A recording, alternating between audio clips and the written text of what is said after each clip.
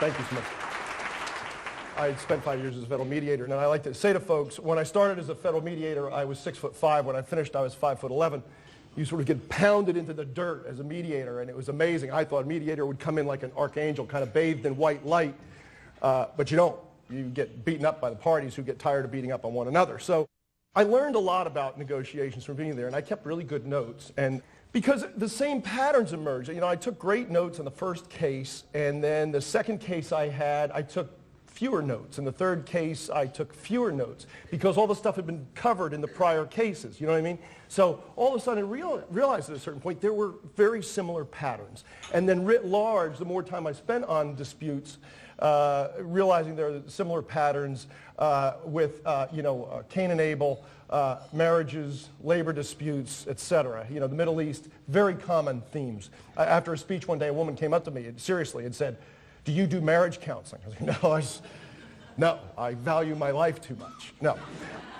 You know, at the 30,000-foot level, negotiations to me, it's about ego and it's about saving face. It's about power. Nobody wants to be powerless in a negotiation. It's about being right. God, is it ever about being right? And it's about being right. But, you know, you see it. I was riding the guy on the flight last night next to me was asking me, you know, I was coming out for, started talking about negotiations. He says, like, what do you think about what's going on in the NFL today? And I said, you know, when you see these high-profile cases play out, the mediator in me winces. When you watch TV and management comes out and says, we must have blah, you know, and the union comes out and says, we will never, ever, ever agree to blah. You just sit there and go, no, don't say that, don't say it. Because the more they say it, the deeper they dig the hole, and the bigger a hole they got to come out of to save face, right? It just makes it tougher all the time, especially on public disputes. Saving face is a big, big deal. And by the way, in terms of the flip side of that, the tonic effect of getting a deal is enormous. Once there is a deal, a lot of that stuff goes away. Like, who did win the UPS strike or the baseball strike? I don't know. Once the deal is done, it has a great tonic effect. The appearance of strength, appearance of weakness. You know, I've had people pass up fabulous deals that stared them in the face because one guy said to me, I'll look weak. You know, in the context of what he was talking about, he was going to give this much to get this much. But the this much he was going to give was exactly what the union had asked for. He was like, I'll be damned if I give them exactly what they're going to ask for. I'll look weak. You know, he's like, it was all about this appearance of weakness. And then finally being right. I had a very high-ranking guy from a company tell me one day, but I'm right. You know, what he wanted in negotiations, but I'm right. We were about 48 hours from the strike deadline, 48 hours out. I said, this is great. We'll go down K Street here at one of these souvenir shops, and we'll get a big old button printed that says, I'm right. And you can wear that button through the whole strike, right? The strike goes on for 15 weeks. You'll have a button that says, I am right. And that'll be good for you, right? No points are awarded for being right in negotiations. There are no points awarded for being right. The points are in making a deal. And also, this is a lesson for mediators, if there are mediators in the crowd out there. Just a great, great story about somebody who never lost sight of the goal. This woman's job was to get a deal. Now, she was a mediator. She spent a number of years in San Francisco with the Federal Mediation and Conciliation Service. She's about 5'2", weighs about 90 pounds. She's a New Yorker, just by temperament and by birth a New Yorker. She just is. And she got called into a dock strike. About 15 unions involved in the strike. She shows up. Lead union guy says to her, who are you, the secretary? And she says, no, I'm the mediator. He says, I'm not dealing with you. She says, okay. But there are like 12 unions involved. She says, go sit here, I'm going to talk to the others. Fine. So she goes in, she meets with all the others, blah, blah, blah. They tell her what the issues are. Great, fine, understood. So she goes back out to see him. And she says, do you want to meet? He says, no. He says, they must not have thought this was a very important case if they sent a girl. Right? What do you say? Right? They sent a girl. This woman had one of the most fantastic resumes in the business. What would you say to this guy? Just think about it for a second. What do you say? You face this guy. You've got a resume that beats everybody. What do you say? You know what she said? All the men were busy. All the men were busy. And he was like, okay. Okay. They sat down. They negotiated. About 2 days later, she had a deal. And every 3 years when the contract would come up, he'd call and say, send that little girl down here again. Right? Her job was to drain the swamp. Her job was to get a deal.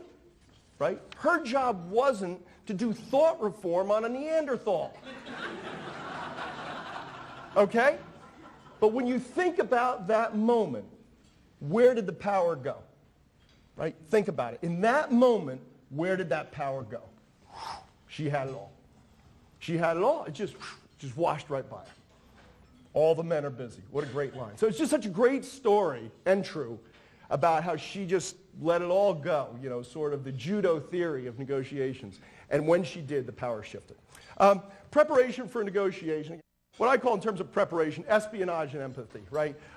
Meaning get the facts and then get some empathy, right? So what are the facts that are driving this? Get all your empirical data for a negotiation on issues and on the organization, the individuals that you're dealing with, and then some empathy. What drives them? What are their hot buttons? What do they like? What do they aspire to? What are their hobbies even? I drove down every back road in rural Virginia with 2 guys on Harleys during breaks in the negotiations, one union, one management guy. That's where they bonded, but it actually worked out pretty good in terms of common ground. And also know your principles. What can and what can't be compromised. Okay? And then set your priorities from there and what I call gottas versus wannas. And by the way, principles are things that really are immutable. And they really better be immutable. These aren't things you just kind of want to have. These are your principles, and you better know what they are, what you can change, what you can't. And then in terms of priorities, what I call your gottas and your wannas, okay? You got the things you got to have. That probably better be a short list. And then the wannas, the things you want to have. The wanna list better be longer than the gotta list, okay? And then when you do, you sort of choose your battles accordingly. And actually, you can use some of the wannas to buy your gottas, okay? You see what I mean? Like, you want to have some sense of your priorities, what you absolutely need to get out of this negotiation, and then the kind of stuff you'd like to get out of the negotiations. And then finally, you ask yourself the question, is this an ongoing relationship? Because if it is an ongoing relationship, leave something on the table, right? If this is an ongoing relationship, and I saw it play out 1,000 times, where somebody wouldn't get something they really, really wanted. And 3 years later, when the contract came around again, it wasn't even on the table. It was like, we absolutely have to have this. And in fact, it just went away. Over the next couple of years, it got fixed or somebody dealt with it, and it really wasn't that important. And so in an ongoing relationship, you want to leave something on the table, right? Because you're going to live to fight another day. And there was a guy who was in the airline industry who was famous when a deal was done for going back. And I'm an equal opportunity basher. This was a management guy for going back to the union to say, by the way, I need an extra 0.5% off your last year's raise. And these folks would say, you know, Joe, we got a deal. Yeah, but I really need that. And then I saw him at the management meetings going, yep, I got extra 0.5% from him in the last year. Yeah, and he was like all about that. That was great. That company landed on hard times a year or so later, and he went back to the union and said, how about we renegotiate, and how about we get together again and kind of renegotiate. And you can imagine what they told him. Like, not interested. He had zero political capital with these folks. And he was out of a job probably 6 months later. Actually, less than that. 3 months later, he was gone. You know, because he had burned that relationship because he just wanted to get that last percent. So he didn't keep it in mind that this was an ongoing relationship. If it's not an ongoing relationship, okay? If you're buying a car, take everything. Take the car, take the salesperson, man or woman's shirt, buttons, pants, everything. Take everything. If it's not an ongoing relationship, take it all. Take it all. Take the pens off the desk, take it all. Okay?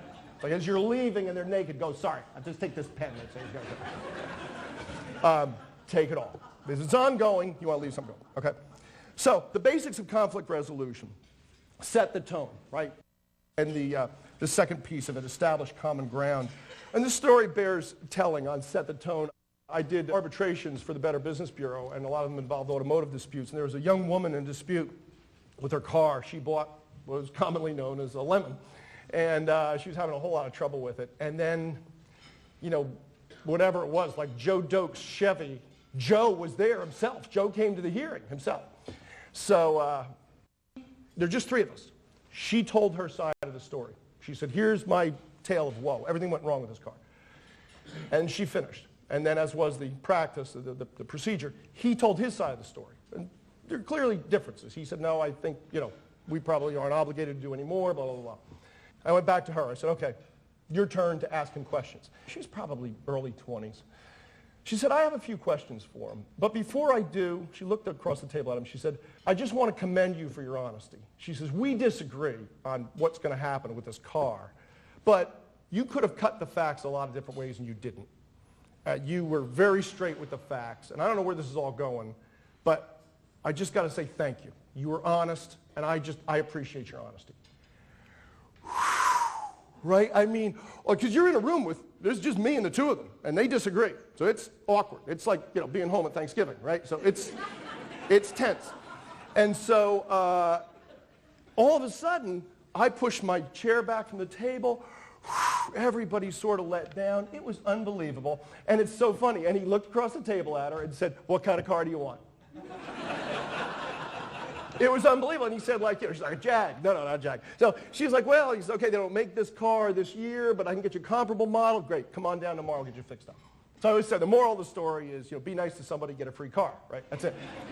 But it was just, she set the tone, right? It was just great. It was great. And to see it play out was phenomenal. So, you know, give you some idea. The common ground, the two guys who rode Harleys, you know, we both live here. You get involved in negotiating with community groups. I live here too. You know, I deal with corporations that deal with stuff or deal with environmental groups. Hey, I hike too. I camp too. I live downstream too, right? There's sort of a common ground with all this stuff.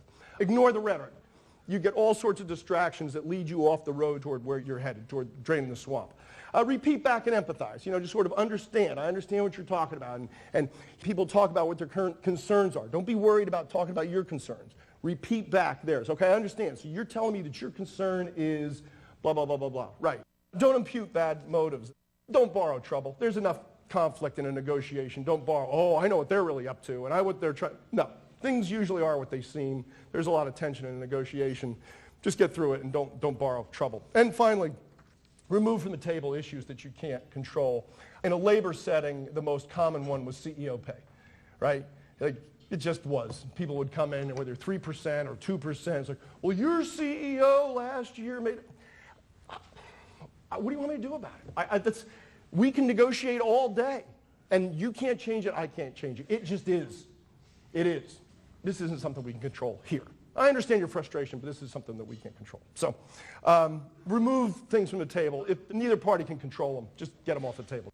The negotiation itself, as I talked about earlier, you compromise on your wannas in order to buy gottas, okay? The corollary to that is pick up the points for doing it, okay? So when you do it, it's sort of the language of a negotiation. Like, when you give in on something, when you concede on something, it's like, okay, I'm doing this in the interest of getting a deal. I understand. I hear what you're saying. I'd rather not do this, but I understand this is important to you, and so I will do X, Y, or Z. You see what I mean? So you'll compromise on this, but make sure the other party knows. I mean, don't have a parade for yourself down Main Street. I gave up 2%. You know, but I understand, and here's what I'm going to do. And so I tell the story all the time about a negotiation I was in one day. We're sitting in a long room, and the union's over here, management's there. The union didn't care if the negotiation ever wrapped up. Management was trying to get it off the dime. And once again, this guy was right. He wanted to be right. And they argued for, I don't know, maybe an hour or two. The proposal was yay thick. It was probably a couple hundred pages thick. Argued over one word. It was his word. It was his word. And this guy's like, no, it really wasn't a very important word. I forget what the issue was. But he was like, no, this, and they'd say, no, we really don't think so. The union, by the way, was having the time of their lives because they were just pushing his buttons, you know, and he was like, no, I love this word, you know. So even, you know, as a mediator, even my eyes started to roll back in my head at a certain point. It's like, okay, this has gone on long enough. So I called a recess, and I took the guy into a side room, because you never want to do this in front of the other party. I took him into a side room and closed the door, and I said, "You are doing great in there. You're doing great." He's like, "Really?" I was like, "Oh, man, hey, that's unbelievable." I had no idea how important this word was to you. I had no idea. But man, you are really banging away on this word. It's fantastic. Now, I just assume that when we get to pay, pensions, health care, that'll all just fall by the wayside because you got this word. So I'm guessing. So he's sort of like crestfallen, like, okay, he got it, right? It's like, let's get back in there. But here's the problem. This is why he was the worst of both worlds. You know what he did? He went into the room and said, let's go on to something else. And then the next day, when the 300-page proposal went back, he had changed the word to the word the union wanted. So not only, not only did he tie up all his time, but when he finally gave in, he got no points for it. Rather than going back in the room to say, I thought about this, I prayed, whatever, I talked to Buddha, I talked to Elvis, whatever, and my view is that this is great. I'll go with your word because I want to make this happen because I know this is important to you, and but he didn't. He didn't. He's sort of the worst of both worlds. So compromise on your want, on the things you really don't have to buy your God, is the things you have to have, but pick up the points for doing it. Pick up the points. I say test the stakeholders' depth of commitment on each issue. I just say, are issues theological or economic? A quick story, two unions negotiating together. I'd separate them like any good Irish cop would do. I put them in separate rooms. I went in to see the first guy, and I said, the company's willing to spend a little money to make this issue go away. And he said, no amount of money will make me move on this issue. Okay. So I go in the next room. I say to the guy, the company's willing to spend a little money to make this issue go away. And he says to me, no amount of money will make me move on this issue. But how much are they talking? True story. Theology, economics. There's your difference. Okay? So you want to find out, is it, for an extra couple bucks, will this go away? For an extra $1 million, does this go away? No. We don't care how much money you spend. We must have this issue. Okay, that's theological, and you know it. And it's going to be hard to get some movement on that. I talked about a continuing relationship. Take the long view of negotiations, obviously. On credibility, the thing I see in negotiations all the time is people get so frustrated with negotiations that they come in and say,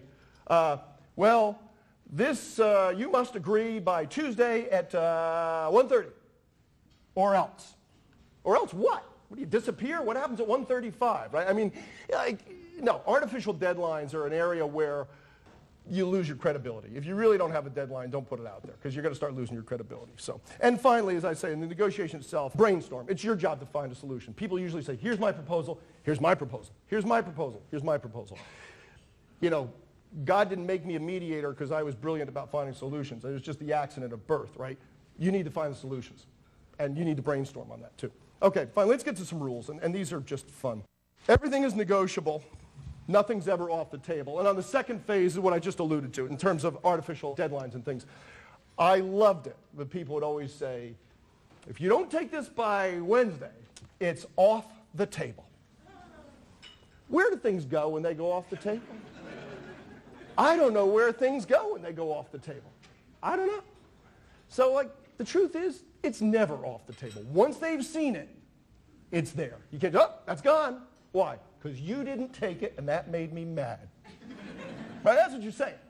In case you haven't noticed, all these stories are morality tales with me as the hero, okay? To hear me tell it, they were idiots. They were luckily saved by me, right? Or else where would they be, okay? These are smart people. These are traps we all fall into. I have done it myself. Well, you know what? That's off the table. It's never off the table. I've done it. We've all done it. It's never off the table. Don't ever forget it. Okay, here's the fun part. Everything is negotiable. 5 words, all right? Remember this, folks. Take it to your bosom. These 5 words. Can you do any better? That's it. That's your mantra. Wear it on a little thing around your neck. Can you do any better? Will save you millions over a lifetime. It is hilarious to watch it play out. And beware, it becomes a sickness because you start using it all the time. Okay? My two favorite stories about can you do any better. My wife gave me rollerblades for Christmas a number of years ago. I think that's right before she boosted the life insurance. And so, what was about? Anyhow, so I go down to the sporting goods store. I don't know how much you all know about rollerblade pads. I don't know anything. I went into the local sporting goods store and said, I need a set of pads. I said, here. They gave it to me. I grabbed them. $50. I don't know anything. It just struck me as a little high. I don't know. Might have been low. I don't know. 50. I said, how much are they? He says, $50. I said, can you do any better? He said, $40. That's better. Can you do any better? Yeah. It's unbelievable. There's like a fool's price, and then there's the little secret that we all got price. It is a disease. It is hilarious, and you will see it play out over and over and over again. No doesn't mean no, final doesn't mean final. When you're in a negotiation, context is everything. And when you open up a negotiation, people have like 500 issues. And they say, by the way, we will never, ever, ever, ever agree to this. And I burned so much of my time arguing with them on the first day of negotiations. Hey, but come on, get your head out of the sand. You got to agree to this. You're going to have to agree to something. I wasted my time. It didn't mean anything till the very end. Didn't mean anything. And, sort of no doesn't mean no. I was in this negotiation where I talked about where the guy, argued over the word forever. The union was in no hurry to finish the thing. So they'd pass this proposal, 300 pages, over to the company. And the company would say, no, we're not doing any more. We are not doing any more. No, no, no, no. We'll give you another % on the pension or something. That's it. That's over, done, nothing. Right? Okay. Union would take it. They'd make a few changes, send it back to the company. It would say, hey, we told you. Not another cent. Nothing. Nothing. We'll give you another 0.5% on the wages in the second year. But that's it. Nothing more. You see where this is going, right? So this is rope-a-dope. The union's having the time of their lives. They did this for like a week. And finally, the company asks for a caucus with me. They come into my office, and it's a true story. And the company guy is just livid. He's like, these union people, they're stupid, man. They just don't get it. When are they going to figure out that no means no? I said, not anytime soon. Right? Because I'll tell you, up till now, no means, yeah, here's a little bit more. Right? So no doesn't mean no, and final doesn't mean final. Everything's context. And again, it's hilarious in the labor negotiations. People would give their final proposals. They would give another one, and this is true, and say, this is my final. And then they would give another one at the end and say, this is our final. Spin around 3 times, bury a potato under a full moon. And I would always wonder, what is a final? Right? I guess it's 33% more final than yesterday's final, and 66% more final than the final of the day before. Right? I mean, it was meaningless. People were, this is my final. Well, it probably wasn't. And no, we won't accept that. It probably wasn't. You really don't know anything till the last minute. In a labor negotiation, any negotiation, you don't know till the end. Context is everything. Noise is part of the process. I mentioned again, in a labor negotiation. I always jumped in early. Say, hey, and people would start to yell, and then after a while, I just got tired of it. I just let them go. And what's amazing is people will only yell so long. It's like a minute or something. For a minute, trust me, time stands still. For that minute, you're like, whew, I think I'm going to die. But you know what? After like a minute or two, people do stop screaming. The caveat is, unless they're related to one another, there's no limit. Or married to one another. But assuming they're not, there's a limit. It's like a minute or two. So, I let people go. And you know what the truth is? After that, it was often a catharsis. After people would yell, sometimes they get it out of their system, and we'd actually make progress. So negotiations are 50% psychology, 50% sales. Right? The psychology part I covered. But the other thing, too, is when people negotiate, it's like, here's my proposal. Oh, here's mine. Oh, here's mine. It's like, you need to say, here's my proposal, here's why. I came up with this number for this reason. If you picked it out of the air, shame on you. Or you got it out of a dartboard, shame on you. Here's how I came up with it. Because I think, I've done it this way because I think this is fair. And for these reasons. You have to sell it a little bit. And most parties I saw in any negotiation, labor or otherwise, really didn't sell it. By the way, in a labor negotiation, when you sell it, you won't get acknowledgement from the other side if you're management. You never get acknowledgement like, oh, thank you, fantastic. This puts us at the top of the pay scale. This is great. You don't get any of that. You get this. So you're like, we hate it. Okay, but everything you say comes back in ratification. When they go out in ratification, they say, hey, this is a good deal. You know why this puts us at the top of the pay scale? But, they're listening. They're listening. All right? Be persistent. I spent a number of years working for Bill Brock, and we were working on the Eastern Airlines dispute. And it was the only time that Frank Lorenzo and all the unions were in the same room. And we were in the Secretary of Transportation's conference room in Washington. And we had 3 unions in the company that had to buy into these safety accords, and I had spent all summer working on it. So I'm sitting with Brock to go over these 5 pages of accords, 6 pages, and everybody had bought in. So he says, page 1, company, we're good. Union 1, I'd change is to was on page 2. Okay, Union 2, yeah, I'm good with that. Okay. Union 3, this is a whitewash. This process stinks. We're getting railroaded. We want nothing to do with it. I spent all summer on this. It was shot. It was over. It was done. I couldn't believe it. I mean, I was crushed. I mean, the time I'd put into it and worked it, made sure everybody had seen it and agreed.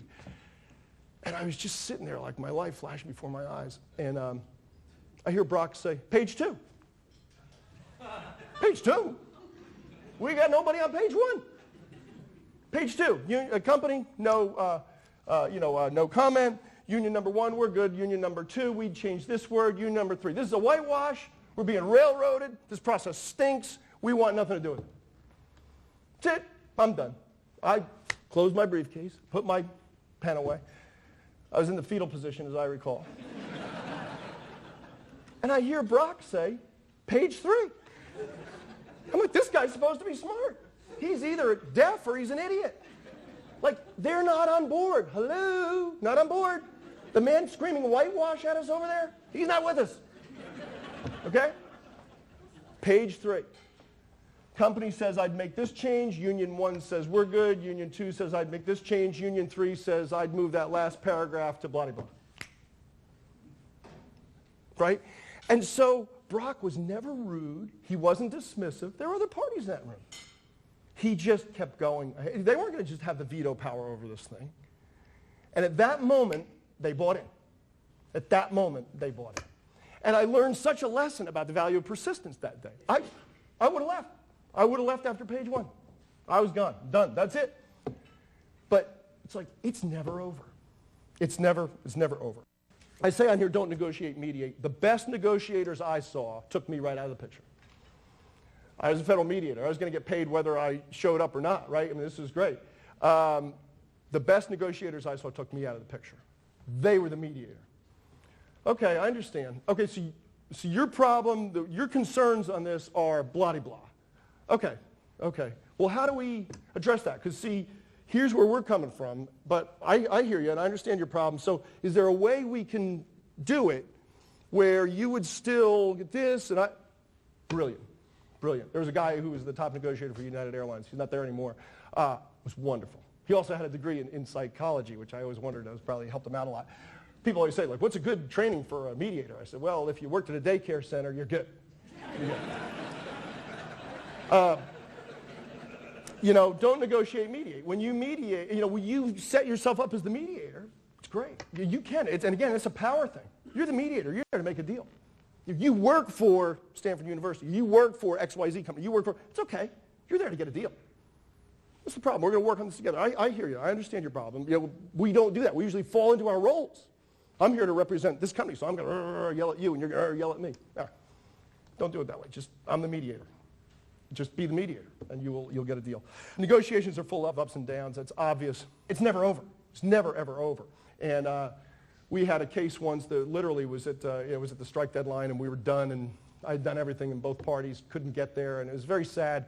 And there was a guy who was witnessing the negotiations. He had been a pilot, as it turns out, and he just moved into management. And so they said, okay, we're done, and we have to have the final official meeting where labor and management say we're done in front of me, and then the strike can begin. I said, fine. There was no way I was going to let him out of my office. It was like 3 o'clock in the morning. And we're sitting in my office, and I said, okay, Tell me again why we're there, because that sometimes actually helps, sort of like the old Columbo thing. You know, people would start repeating why they got there. They'd get mad at me, but they'd repeat it. And somebody would say, no, we're okay with that. Really? No. And they'd find a way. But the company spoke and the union spoke, and they were sort of yelling at one another, and it was really done. And then this young guy says, can I speak? I said, sure, we're done. I literally hadn't heard him speak through the whole negotiations. He was just there as an observer to be ready for the next negotiations. And he says, you know, I'm the only guy in this room who works for the company. Like you, Mr. Mediator, you work for the government. You work for the union. You folks work for the union. You get paid by them. You're lawyers. You get paid by the company.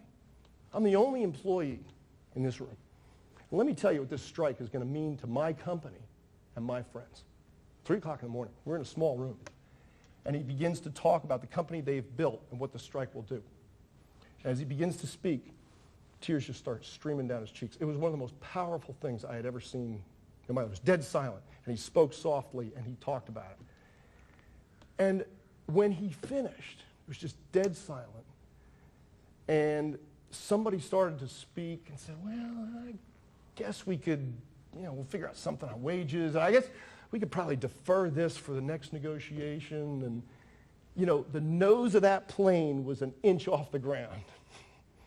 And we turned around. It was one of the most powerful things I had ever seen. And actually what's very interesting about that, I found out later that this guy was independently wealthy, that he never had to work another day in his life. It really was from his heart. He really meant it.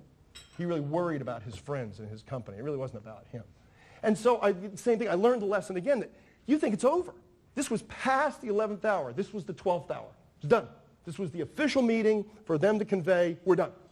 And the strike will begin. And we spent probably 3 hours in that room, which is actually funny because both parties were sitting in their rooms like, what the hell's going on, right? It was like, hey, this is going to be a 5-minute meeting. Where are these people? Did they suffocate or what? And we came out of there with a deal. And again, it reminded again that it's never over. 2 final things. First of all, momentum's in favor of an agreement. It just is. And second of all, you don't have to be so obsessed with making a deal that you make a bad deal. And that sort of came to me later where people came up like, oh, yeah, we really got to make a deal. And, we kind of got screwed, but we had to make the deal. Like, no, don't do that. Like, you don't have to make a bad deal.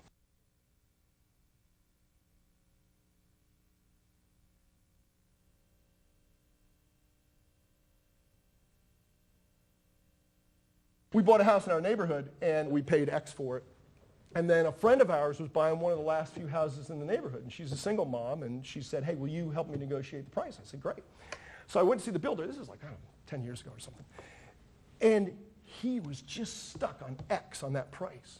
And me, the king of negotiations, I couldn't move him off it. I was just, I threw everything I had, like thunderbolts, lightsaber, everything. He was like, no. I even gave him, can you do any better, right? Nothing. And then in terms of his interest, what I realized was he had other houses to sell. He needed to keep the comps up. And he had to meet that number. And once I realized that, I was like, okay, if we meet your number, can you do finished off basement? Yep. Upgrades. Yep. Washer dryer. Yep. Pool in the back. Yep. And what really ticked me off is she got like twice the house that we got. But it was so interesting. Same thing I learned, you're learning all the time. I learned such a lesson about interests. I was really hammering him on the price. His interest was in meeting that price. He had to meet that price. Once he met that price, he'd give you anything you wanted.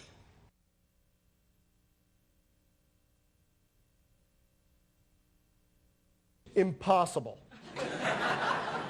If I answer that, I'm flying my own jet out here next time. I'll tell you that. Yeah. Yeah. And it is funny when you think about it. It really is actually, some of the same lessons in terms of power, right, and ego and control. And obviously that's what teenagers are going through, right? Sort of that whole power thing and, who's going to be in charge and are they going to be in charge of their own destiny or are you going to be in charge and the rules and the parameters that you set. It is actually all the same dynamics going on. But when you're in the picture, man, it's tough. I've just got one, but she damn near killed me.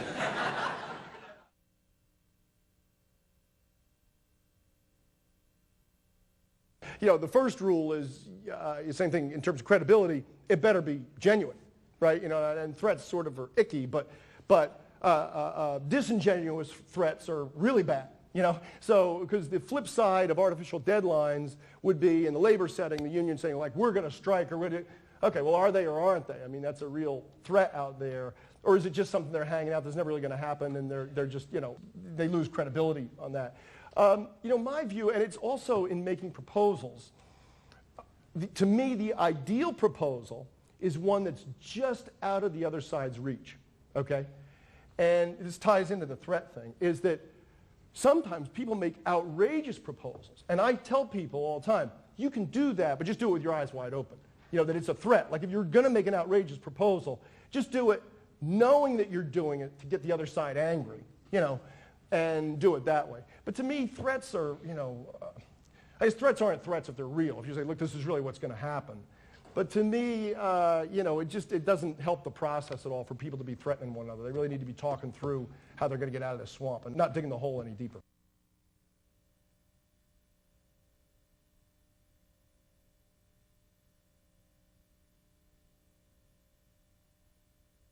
Yes, and I've been meaning to bring peace to the Middle East, actually, but I've been busy and writing the blog, actually, so I can't. And again, these rules are endemic to all disputes. And so you absolutely see it in the Middle East. You see sort of the bold statements. And again, in terms of public, you're like, oh, geez, just don't do that. You want people to try to keep their public statements quiet, but then in that setting, they've got voters, they got an electorate, they got a base that they want, they want them to see them out there, pounding away. So they have reason to say that. But it just gets you painted into such a corner, and it makes it so much harder to get a deal. And again, in terms of the Middle East, you have so much history. It violates like every rule in a sense, or it's sort of the nth degree of every rule, Appearance of strength, appearance of weakness, feeling of powerlessness, saving face. All those things are present there. And of course, that's sort of the thing. Everybody tries, even like the Camp David, of course, to try to get people in. Okay, lower the rhetoric. Let's try to work. Let's extend, an olive branch and, try to build a relationship. But you've got so much history, obviously. It's like, again, think of the labor management setting, like, at Eastern. That was puny compared to the Middle East, and that was horrific. So you take history back a few thousand years, all that is at the table, and that's really hard. That's your context that you're negotiating in, and that's why it, appears, forgive me, insoluble.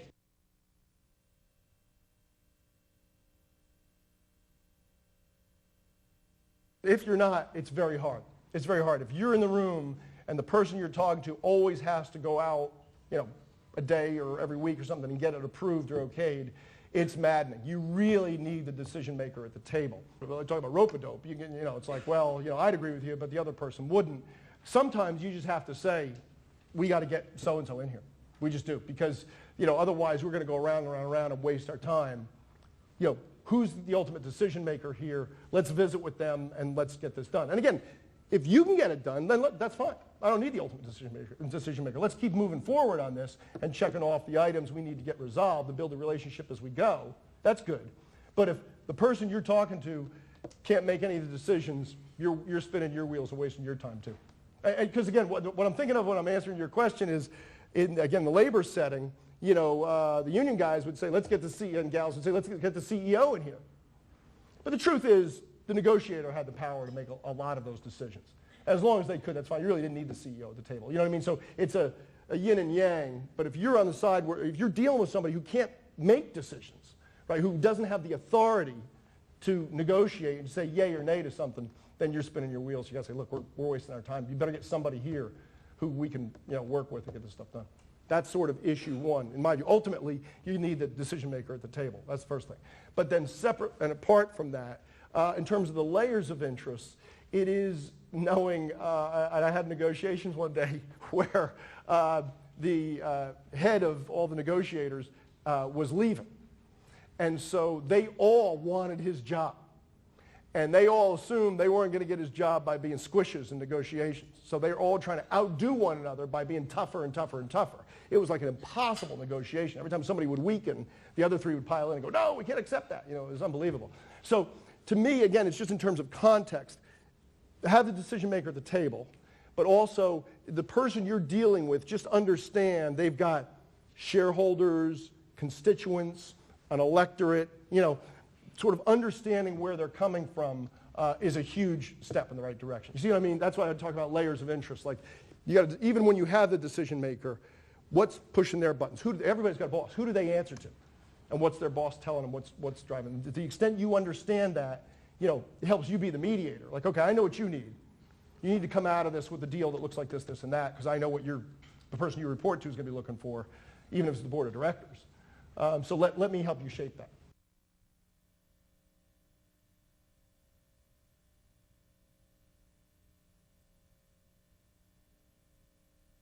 You have to deal with deep-seated convictions, right? Because and some of that sort of is like almost like a Myers-Briggs thing, right? Is that if that's their personality type, you can give them all the analysis in the world, it's not going to move them. What moves them? People who know them. What moves this person? Well, the only thing I ever saw move them is like force or something. I don't know what. Like what is it? When and the people who work with them or have worked with them before worked around them. What trips their trigger? They seem so immutable, right? That analysis really isn't going to do it. But when you deal with somebody like that, you got to know that all the persuasion in the world isn't going to do it. And sort of the corollary of that, I was dealing with a company who was known for service and had decided that wasn't getting them anything. So they'd given up on service and they were going to be low cost. And the union kind of never knew it or figured it out. And so at the bargaining table, they kept saying, hey, if you want to continue to be the best in service, you're going to need to...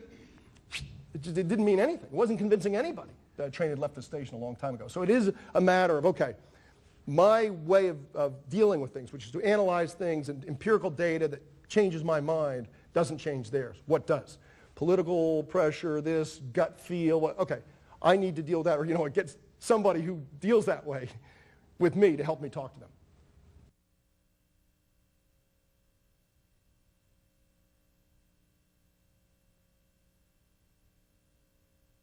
That's a great question and a dicey proposition, okay? Obviously, because they are the political leadership. They don't want you to go around them. They don't want you to go around them. And that's tough. To me, especially in the labor setting, I was in an extraordinary meeting where we introduced the company labor negotiators, there were like 8 companies, to their communications people. We introduced them, like, oh, Bob, this is Sally. Like, oh, who do you work for? Your company. Oh, no kidding. Where are you? Like, oh, I'm on the 8th floor. No kidding. That's great.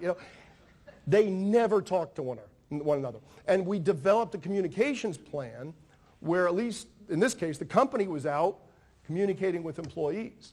The other thing is that we did was we started a steady newsletter to supervisors, to first-line supervisors, that came out every week that said, here's a negotiation update. You, first-line supervisors, you need to know. Because you're the first line. You're the next step up from the union rank and file.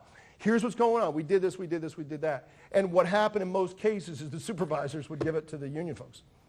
It was a company document, and they would read it and say, wow, this is what's going on in negotiations. So again, we did that just to because the supervisors started believing what they were hearing on the floor, which wasn't true about what we were offering, what we were negotiating.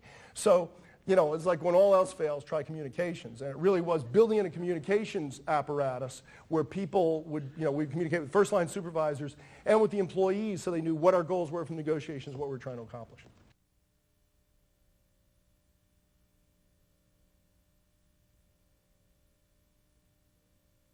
Yeah, those are, multi-party negotiations times 10. It is 10-dimensional chess. Those are very difficult. And all you really can do is break it down by pieces. And same thing, to sit with the community groups, like, what are your interests? What are your interests? Like zero growth. Okay, that's tough. Where do we go with that? And what does that mean? And what are the implications of that? And the implications for the tax base? And sort of, you've got to grind it out with them. But hopefully, as you grind it out with each group, you build a coalition that you can then bring forward to the city council. And by the way, to the city council, say, you know what? This is kind of a pre-cooked deal. If you bless this, all these people are on board. Because I did the work for you.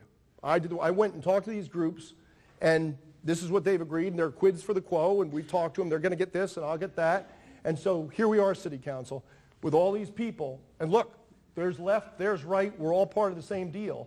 If you're willing to bless it, guess what? There's no political risk for you, right? Because I'm pre-cooked. I don't mean that to sound nefarious. Yeah, we've pre-done, pre-ordered the deal. It's an important thing. So, I mean, that helps. Multi-party negotiations are very, very difficult. There's no doubt about it.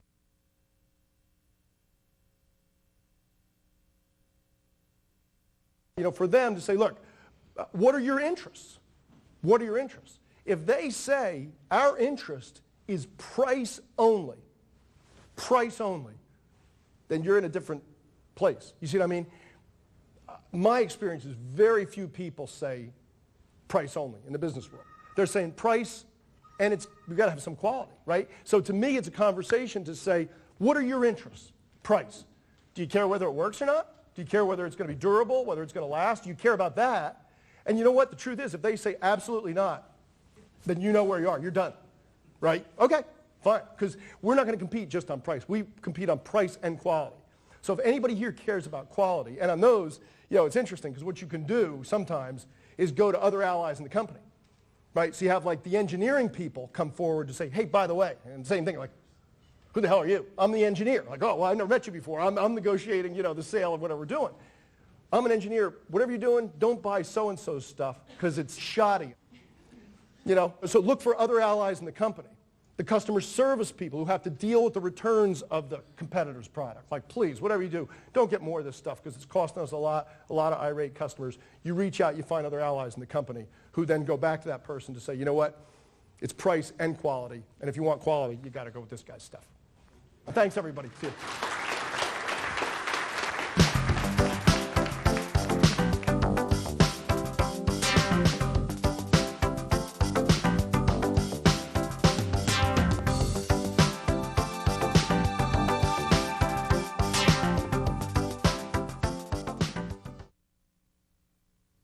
To order copies of this program or for information about other Stanford titles, please call 415-381-9363.